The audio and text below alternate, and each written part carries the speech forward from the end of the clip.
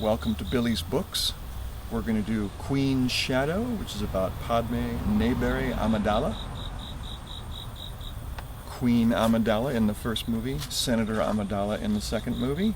This book is in between the first and second movie. She is a senator, though they do have flashbacks to her being a queen.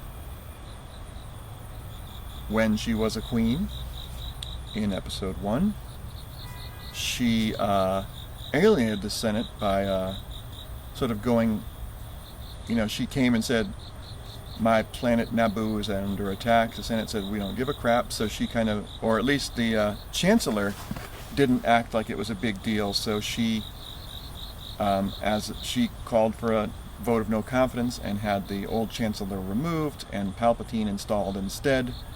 Palpatine also being from her planet of Naboo. What a coincidence. So when she then a few years later arrived as a senator for Naboo, the Galactic Senate was really suspicious of her. They're like, well, she's more about Naboo than she is about the Galactic Republic, so we don't trust her. And by the way, she's a young woman, so we're just going to call her flighty and be really condescending. And also she's beautiful and she has these dresses, so what more reason to put lots of press that's condescending. The title Queen's Shadow could be about the fact that it's also about Sabe, who is one of her handmaidens, her closest handmaiden, her best friend, who's played by Keira Knightley in the first movie. But she has several handmaidens, and they all are able to be body doubles for Padmé Amidala.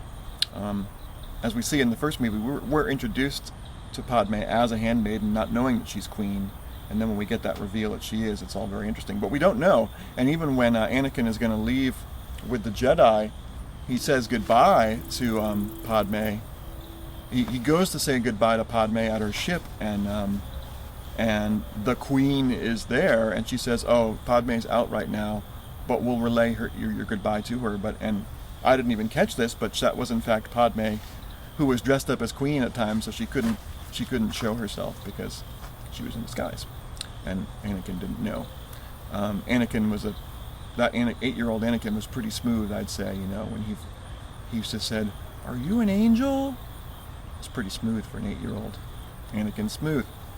Anyway, so the other interpretation of Queen's Shadow wouldn't just be as handmaiden, but in fact because she has gone to the Galactic Senate. Formerly as a queen, but now as a senator, because they have this prejudice against her, you could see that as the Queen's Shadow as well. That is an interpretation I've chosen to take. So the handmaidens, since they can all swap out like that, they have a whole bunch of signals and understandings. They just can look at each other with their eyes and get it, and also a few hand signals and stuff like that. But really, they have to talk, and so they all exchange intelligence the whole time. So all the handmaidens around are always nearby when they have important conversations, or at least one, and afterwards they talk about it. But also the way Queen Amidala talks, it's very flat, and that is not just a weird queen thing, but it's something that the handmaidens all agreed to do when they are acting as queen, because it is easy to replicate talking like this. And so Padmé changes her voice, or code switches, if you will, depending on who she's talking to.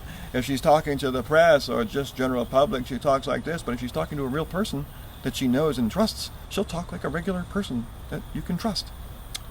Yeah. We didn't get this far by being incautious, Your Highness, Sabe would say.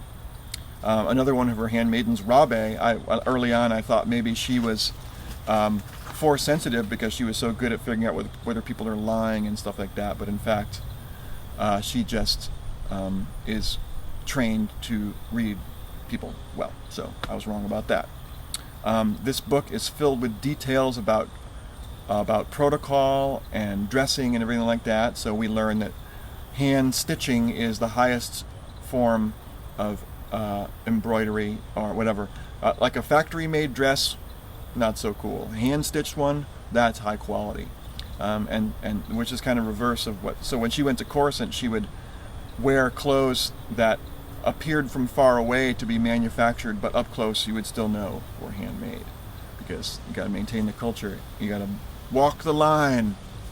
Also interesting is the her queen's gowns and senatorial gowns to Naboo. They had fabrics that were specially made, not only to look regal and difficult to walk in, but were really easy to walk in, but also they were blaster resistant, not blaster proof as we find out, but blaster resistant fabric for the queen and maybe for the senator.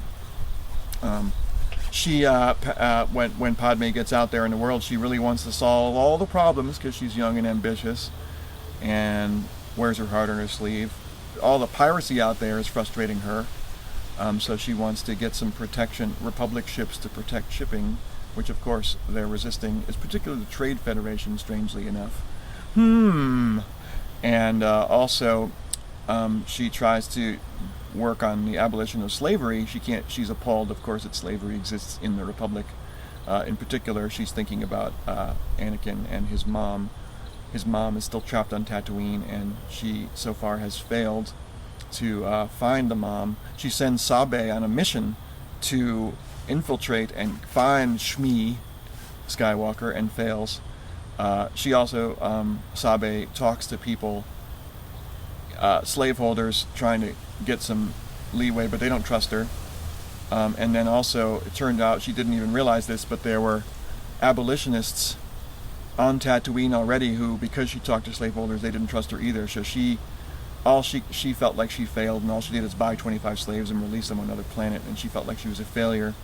And then when Padme said, "Oh, it's okay, you did the best you could," that pissed off, or not pissed off, but frustrated Sabe even more, because she was like, I knew she'd say that, she's so nice, and it just hurt even more that she would be nice in sight of her failure. Realizing that Padme is Leia's mom, they do say that she is charismatic and willful.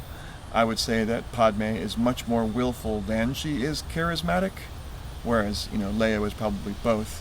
But Padme is not a firebrand in any means. She's very meticulous. She plans ahead. She thinks before she speaks. All that good stuff. So as we all know, Leia got her fieriness from her dad, who cannot control himself. What an enormous bug that just flew by me. So the press treats Padme, or Senator Amidala, as a flighty. They treat her kind of as a child when she first gets there. One way that the press does it is they act like, oh, she's just a silly teenage girl, or early 20-something girl, just a girl, what does she know, haha, oh, and she's so pretty, that means we can insult her even more. And they do so, and it takes her a long time to climb out of that hole and get some respect. But of course, through diligence and thinking before she speaks, she does that, and eventually earns the trust of Senator Organa from Alderaan and Senator Mothma. Senator Mothma holds a ball, in which she's trying to. It's very public, but she needs to do all of her speaking in private. So she invites Senator Amidala to the party as well, and Padme figures out why she's doing it, and instead of being offended, she goes all out to help Mon Mothma hold her conversations. So she shows up fully decked out with all the beautiful maidens, and is dressed up as perfectly as possible, dignified but pretty, and just sort of holds court in a way that draws all the press to her during the party, so that the other senators can go in the back rooms and smoke their cigars and talk real deal. And Mon Mothma then sees that she saw that it was a plan, and that helps their alliance a lot more. Good job. While they're in the midst of all this, they do the switcheroo. In other words, she arrives as Senator Amidala, but then she wants to go do some recon, so at the party, she actually switches with Sabe. So, that's interesting. It's an interesting twist. I'm going to read you a quote from that her thinking at the time. Padme wasn't sure she could trust her own judgment. The ploy put Sabe, whom she cared for very deeply, in peril. So many things could go wrong. They could betray themselves 1,000 ways, and the damage would be irreparable. And she loved it. She loved the thrill that accompanied watching someone talk to Sabe thinking it was Amidala whose attention they held. She loved the way people looked right through her, Padmé Amidala, as though she were nothing. She loved taking that nothingness and using it to her own ends. And yes, it was for safety. And yes, her intentions were as noble as they had been on Naboo. So that's cool. A little insight into her complex character. Anyway, if you like details about protocol, if you like details about hairdressing or fancy clothes, or also the usual Star Wars political intrigue, she also has someone who's hitting on her, and it takes her a long time to figure that out. A little bit of that too. Then you might enjoy this book. It is interesting.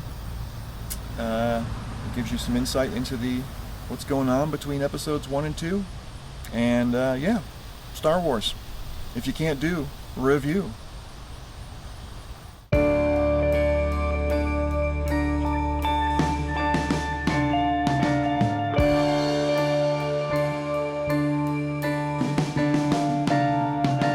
What you gonna do when the satellites drop, when the satellites drop, when the satellites